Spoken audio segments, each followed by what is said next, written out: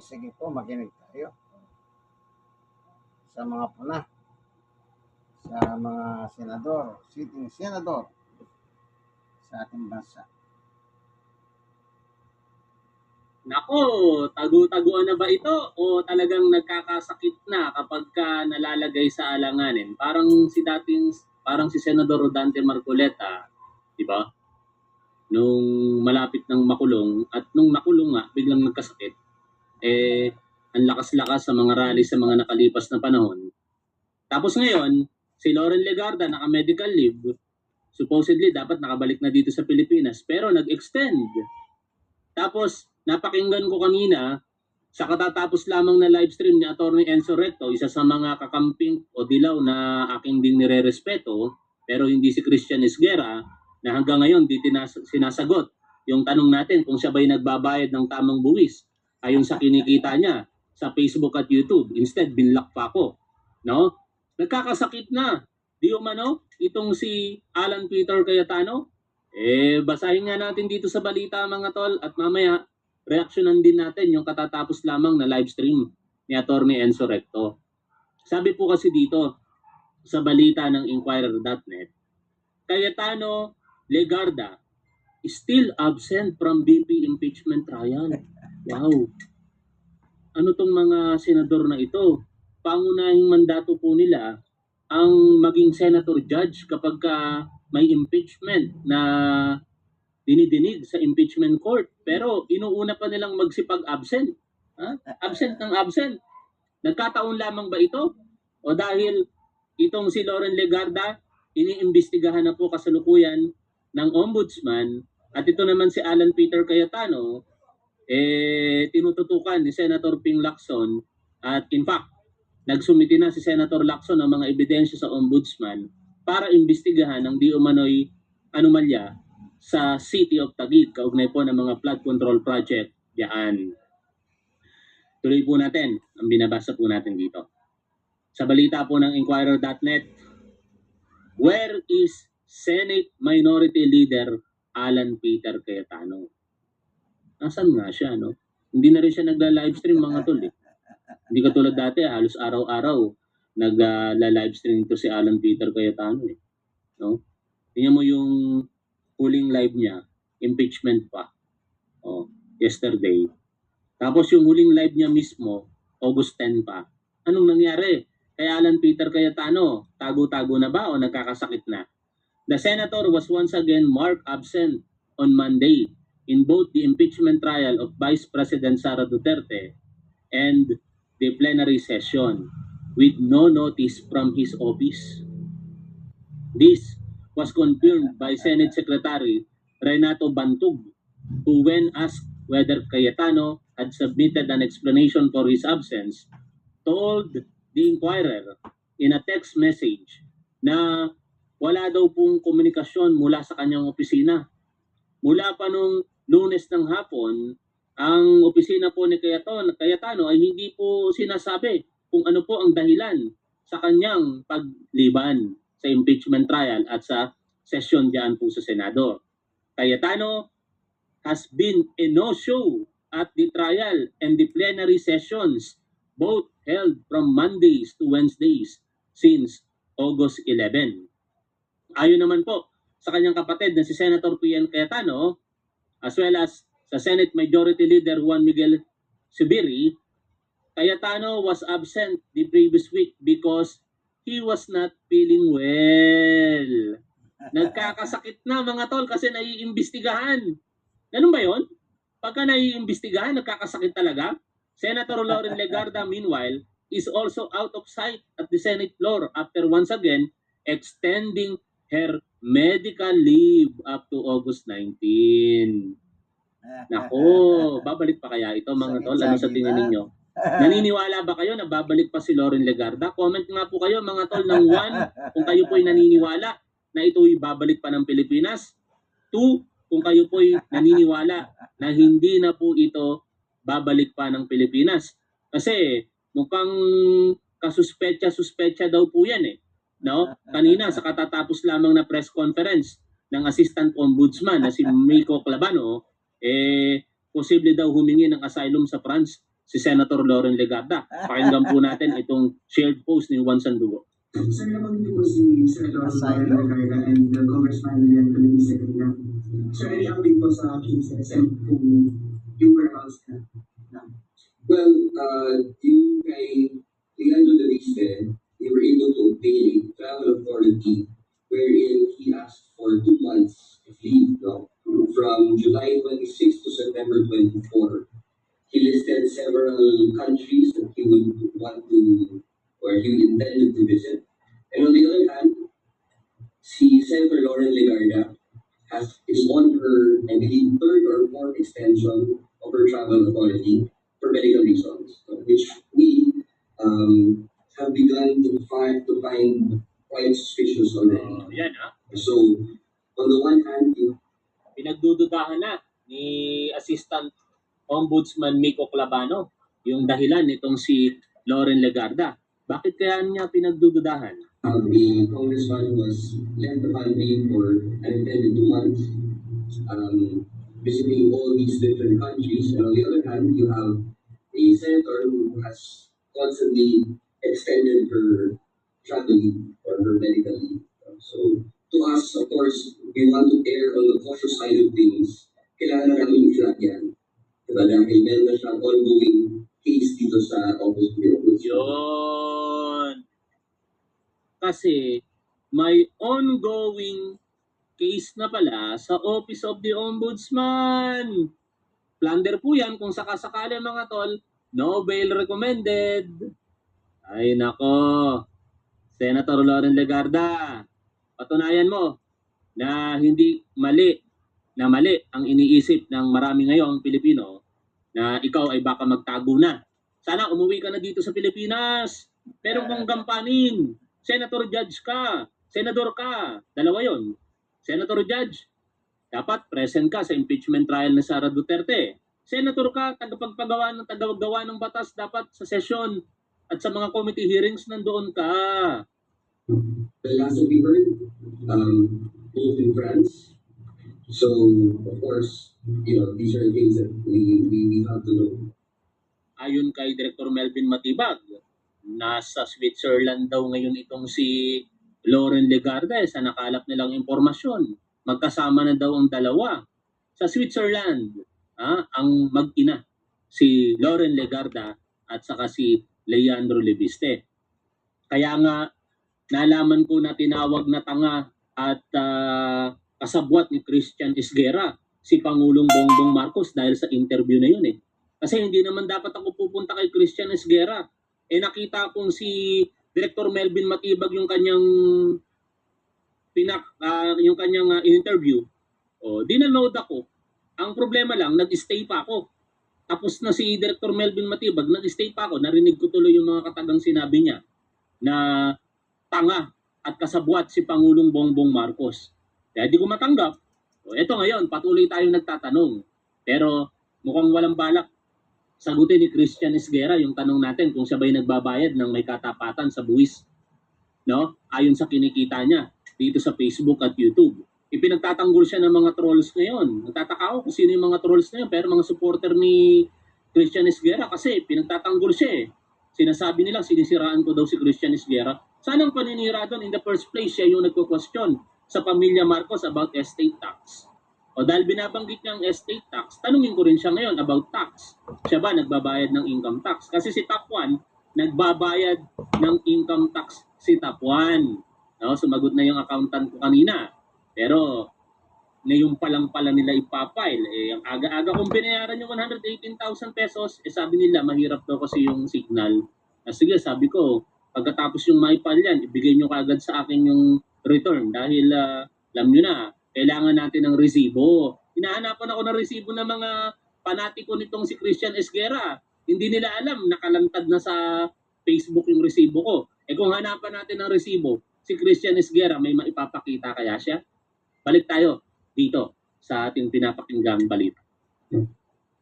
Kapag reported na transparency lang, sir, nakikita ko lang ang ombudsman yung possibility na gawin nila yung ginawa ni dating Congressman Sandico. Possible na nag-seek ng asylum, however, the only ground that she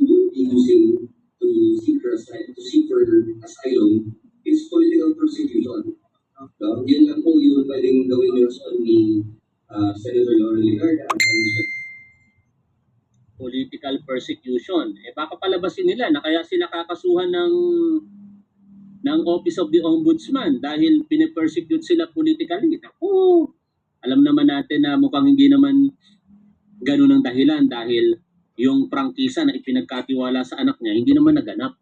Tapos yung prangkisa kaya nakuha ng anak niya ayon kay dating Congressman Atienza, naglabi daw itong si Loren Legarda. No? Ginamit daw nito yung kanyang impluensya di umano. In fact, inoperan pa nga raw si Atienza ng milyones pondo ang pinag-uusapan para lamang daw paboran niya yung diskarte. No, yan ay mga akusasyon ni dating Mayor Lito Atienza, Congressman Lito Atienza. At kung ano man ang katotohanan doon, pinanghahawakan nyo ni Lito Atienza sapagkat sabi niya kahit magkapit-pitan daw ng bayag, totoo yung sinasabi niya, handa daw po siyang tumistigo at sabihin ang katotohanan kaugnay po nun. Ngayon, sa pagpapatuloy po nitong binabasa po nating balita, her office sent in a letter this morning medical leave from 17 to 19. No? Extend yung medical leave. Legarda has been absent from the impeachment trial and Senate sessions since August 3 after leaving the country on August 2 via Hong Kong with France as her final destination. Her son, Batangas Representative Leandro Leviste, also left the Philippines via Hong Kong on the same day. No, nagkataon lang ba yun? O tago-tago na? Ha? Tago-tago na? Anong imbento? Balita ito, tanga. Tatangan nyo talaga mga DBS kayo. Napakatanga nyo talaga. Paano imbento? Inquirer.net yan, no? Ang tanga nyo naman, mga Duterte supporter. No? Nakaka-frustrate na katangahan ng mga DBS. O sabi pa dito, the senator filed a medical leave with the Senate Secretariat first for the period August 3 to 5 and then for August 11 to 12. Legarda and Leviste along with former Energy Secretary Alfonso Cusi are facing a preliminary investigation by the Office of the Ombudsman for graft and plunder involving alleged ghost solar projects worth more than 10 billion pesos. Saan din yung gawa-gawa? Balita ito, tanga. Basta DDS talaga, tanga o bobo. Ano? Ayoko na sanang magsalita ng mga ganyang kataga, kaso lang, wala Kailangan natin sabihin na ang katanga nyo, mga DDS, at ang bobobo mo. Bobo kasi ayaw nyong paganahin ng utak ninyo para makakalap ng impormasyon. Tanga, kasi alam nyo na yung katotohanan. Balita naman itong pinag-uusapan, pilit nyo pa rin pinalalabas na hindi ito totoo. Balita na nga ito. Sabi pa rito, Ombudsman, investigator said, Legarda, Leviste, and Cusi conspired, nagsabwatan daw po, to secure exclusive government rights over the country's solar energy resources through legislative and regulatory actions. But many of the projects were never developed as promised. Yun yung sinasabi ni Mayor Lito Atienza. Dinedeny naman ni Legarda yung mga akusasyon, kaso lang ang problema, nasa na siya ngayon. Pakinggan natin ngayon ang opinion nitong si Attorney Enzo Recto kaugnay po ng balita na yan. Mga kababayan, welcome sa isang namang episode ng ating bagong segment, Attack!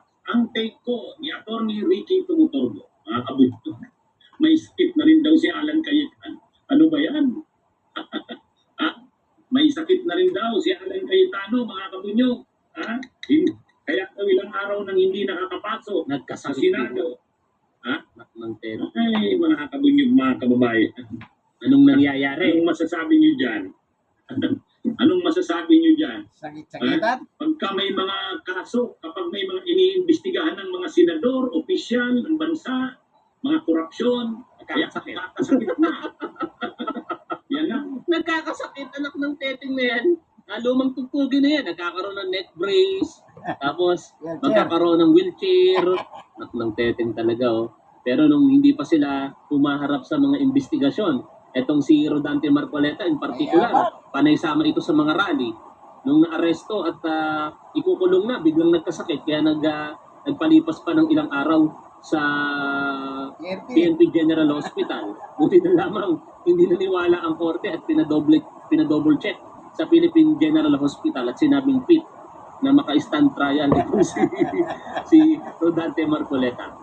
Mga kabunyog, Sa kahapon, nagkaroon ng impeachment trial, day 16. Cayetano, Ligarda, still absent from BP trial. Wala pa rin kahapon. Malita yan po yan sa Inquirer, hindi po yan chismis. Totoo, Wala. hindi chismis. Paano gawa-gawa? Ang katanga nyo talagang mga DDS paminsan-minsan gamitin nyo yung mata ninyo. Hindi ito gawa-gawa. Sa Top 1 Live, hindi ako nag-iimbento dito. Hindi ako mahilig mag-imbento ng kwento dito. Lahat ng mga sinasabi natin dito, pinaguhugutan natin ayon sa balita. Si Ligarda nag-extend na naman. Nag-extend si Ligarda ng hanggang naman daw 19. Hanggang Hanggang bukas. daw Hanggang August bukas. 19 ang kanyang medical leave. Hanggang bukas yan. August 18 ngayon August 19 bukas. Tingnan natin kung babalik siya ng August 20. Laita ko kabunyog libot Liza Miranda, kabunyog Tunusudan. Anyway, salamat sa live stream na yan ni Atty. Enzo Recto. Yan yung nire-reactionan natin ngayon. Napakalaki naman ng subscribers count niya kumpara sa atin. Kaya malamang sa malamang lahat kayo na manonood dito baka nakasubscribe na sa kanya. Pero kung hindi pa kayo nakasubscribe sa kanya, isubscribe nyo siya. No? Ganito yung mga kritiko ng gobyerno na makatwiran. Hindi katulad ni Christian Esguerra. No? Si Christian Esguerra, anong klaseng kritiko yun? Inaakusahan niya nga si Pangulo. Ano daw? Kasabwat at tanga. Yun ang sinabi ni Christian Esguerra. Baka sabihin niyo na naman, fake news ako. Ipaparinig ko sa inyo na totoo po yun. Sinabi yun ni Christian Esguerra after ng interview niya kay Dr. Melvin Matibag. Natin. Sinasabi ng iba, pinoprotektahan mo si Bongbong Marcos. Hindi nakikinig Diba? Napasabi ko lang kahapon Ulit-ulit ko naman sinasabi ito Kung mapalisutan ka dito sa mga insertions na ito, dalawa lang.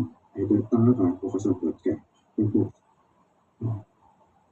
Kasi hindi ako naniniwala na lagi sila mga isang umaging presidente na realize kung ano pala katindi itong corruption dito sa national budget. Kaya kailangan ko magsalita dito sa zona. Ayan naman kayo. Ano yun? Ganun lang. Ikaw, alam naman ganyan-ganyan lang. Ako, nagbabayad ako ng tamang buwis. Tapos ikaw, question mo ang pamilya Marcos kung nagbabayad ng estate tax. Kaya dapat tanungin ka rin namin, Christian Esguerra, nagbabayad ka ba ng tamang buwis ayon sa kinikita mo dito sa Facebook at YouTube? Bakit hindi mo masagot yan? Bakit instead na sagutin mo, binlock mo pa ako? Ano yon? Tago-tago lang? Para kang katulad ni Loren Legarda ngayon at Cayetano, tago-tago na ba? Tax evasion, pag hindi po tayo nagbabayad ng buwis, kung saan obligasyon po natin. Tinanong ko nga yan kay ChatGPT kasi baka nagkamali lang ako ng akala. Hindi naman pala dapat magbayad ng buwis. Nagbabayad ako ng buwis kaya sinigurado ko. Tinanong ko tapos may tatanga-tangang supporter niya. Ang katwiran, kung pamantayan daw si ChatGPT, bakit hindi na lang gamitin bilang ebidensya si ChatGPT sa tax records naman ni Sara Duterte? Ang laking katangahan po noon.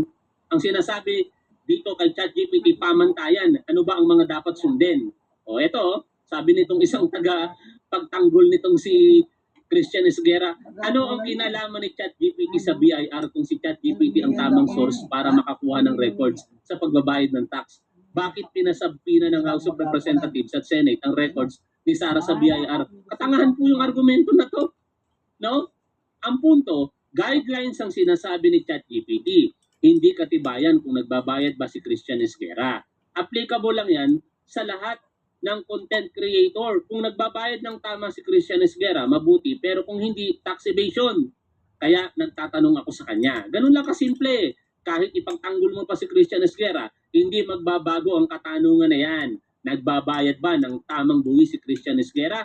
Ayon sa kinikita niya dito sa dito sa Facebook at YouTube. Ito, tinanong natin yan sabi ko, Christian Esguerra, tinanong ko kay ChatGPT, baka kasi mali lang ako sa pagbabayad ko ng tamang buwis ayon sa kinikita ko sa YouTube at Facebook. Ito ang sagot niya. Ang tanong, ang content creator ba dito sa Pilipinas ay dapat nagbabayad ng tamang buwis? Oo, ang sagot ni ChatGPT.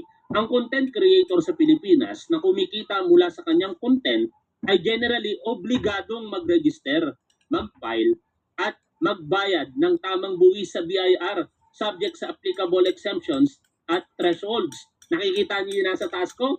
Ito, itong nasa taas natin. Ha? Yan yung registration ko sa BIR. Kaya lihitin mo si Top 1, di ba? Mismong BIR ang naglinaw nito sa Revenue Memorandum Circular number 97, 2021. Sakop nito ang kumikita mula sa YouTube, Facebook, TikTok, Instagram, at iba pang social media platforms.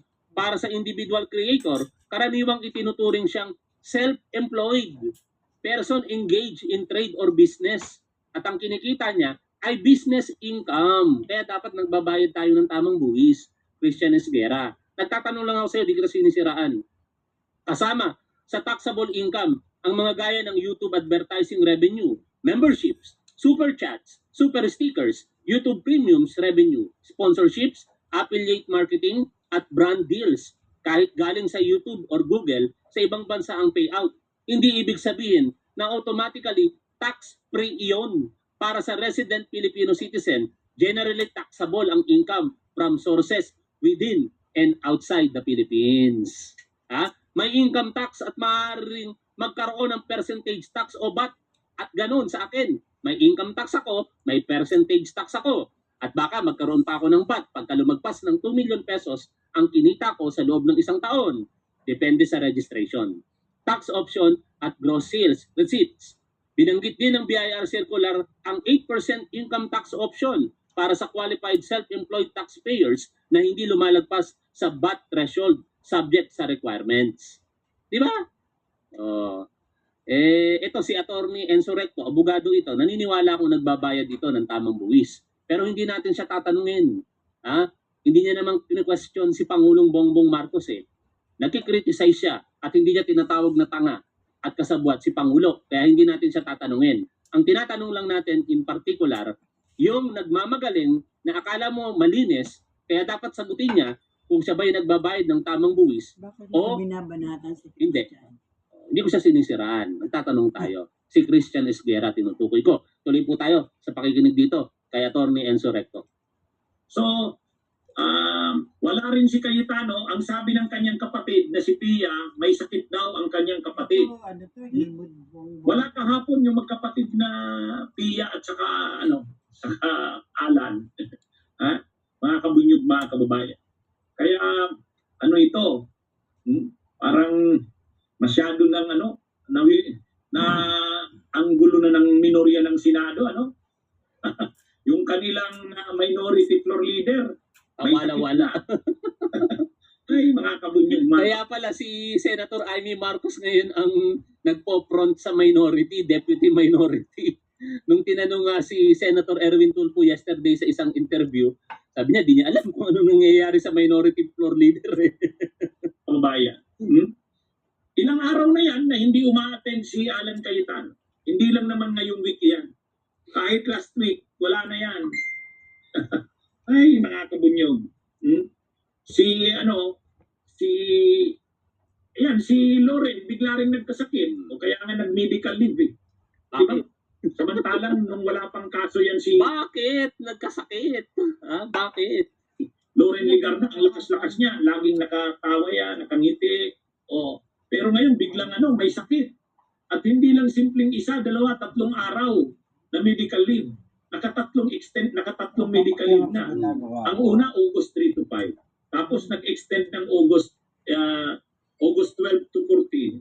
Tapos ngayon, ang pinakahuli, Ikatlo pala ang extension. Wow naman. May balak?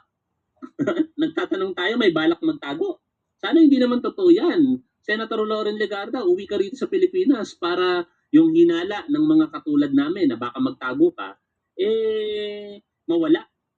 extend na naman ng August 19. Yan si Loren Ligarda. Si Cayetano din, sabi ng kapatid niyang si Pia, may sakit din daw. Kaya hindi makaka-attend. Ay, mga kabunyog. Itong mga members ng minorya, lahat ito pro-saka, lahat na nagkakasakit. Lahat na nagkakasakit. Anong masasabi niyo dyan? Ay, kabunyog Arthur Castro. Alam niyo yung pinakamadaling pagtakas, may sakit. Kasi may pirman doktor dyan At hindi mo pwedeng questionin ng doktor. mo siya pumirma na may sakit ka. Kahit na pegi yan. Hindi mo pwedeng questionin yan. Doktor yan eh. Punta tayo sa tax. Binasa ni Tapuan kanina, pwede kang, dapat kang magbayad ng tax na kumikita ka bilang content creator.